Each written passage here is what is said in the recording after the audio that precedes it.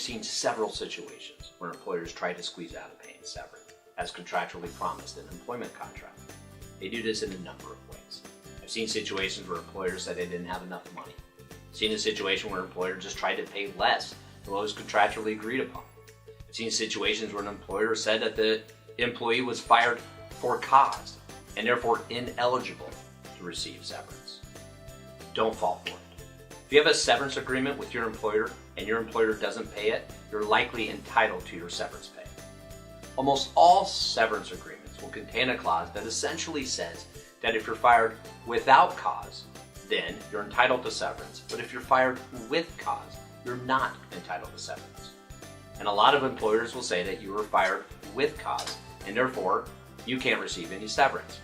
It's often a cheap move, and your employer is often wrong.